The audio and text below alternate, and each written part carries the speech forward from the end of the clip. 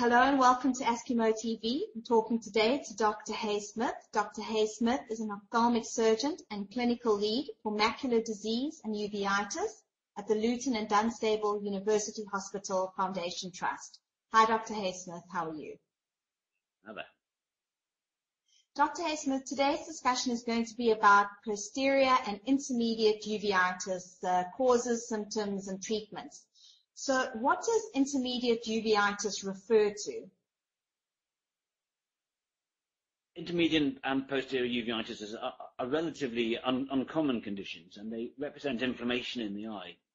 Intermediate uveitis in particular is inflammation of the vitreous, which is the jelly that sits within the eye, and along with most of the uveitic conditions has unfortunately a range of names, including pars planitis and posterior iridocyclitis, to name the two most common alternative names.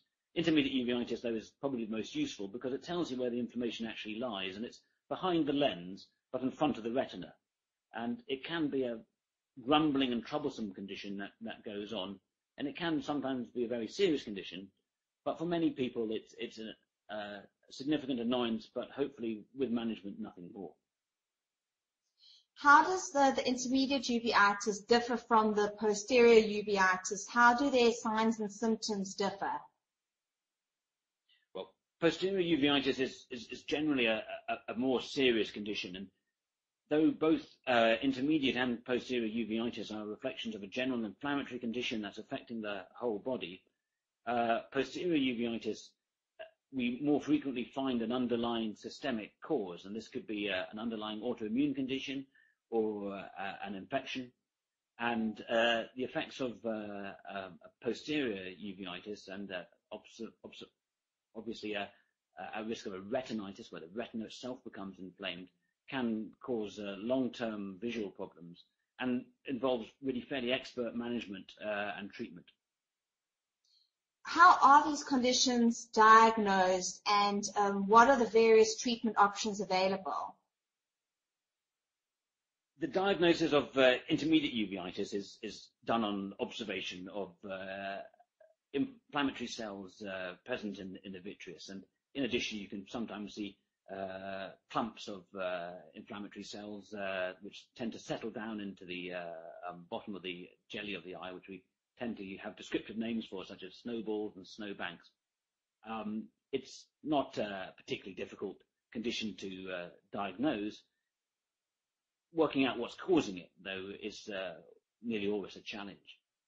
Posterior uveitis covers a wide range of conditions and a wide range of patterns, and really only ophthalmologists with an interest in uveitis are in a position to try and classify each of these relatively rare diseases into their correct boxes. And we normally use a range of investigations. All my patients I tend to test for common infections such as syphilis, which is often a surprise to my patients, but this is a disease that is easily treatable and is more prevalent in the population than some people would imagine. And everybody gets a chest x-ray because conditions such as tuberculosis and sarcoidosis are also relatively common causes of posterior uveitis. After that, it's all about looking at the patterns that we can see and asking the patients lots of questions about their history. And this can range from problems with their guts and bowels through to their joints, and they all help me target subsequent investigations. And I'm always trying to work out whether or not it's an autoimmune condition, which will respond well to steroids, or whether or not it's an infection, in which case treating the underlying infection is important before we use any immunomodulation or immunosuppression.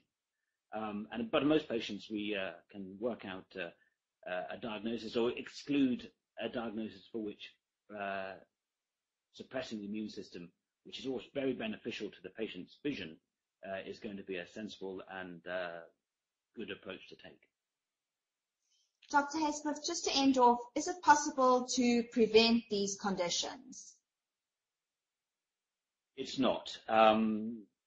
The conditions are part of your systemic makeup and part of your genes, or the result of an infection that you've acquired. And sometimes we think that is actually the result of the particular way that you've responded to an infection that you've acquired, and that has caused an autoimmune response which is unique to you. So there's no way of actually preventing it. If you have it, I'm afraid in very simple terms, it is a degree of bad luck.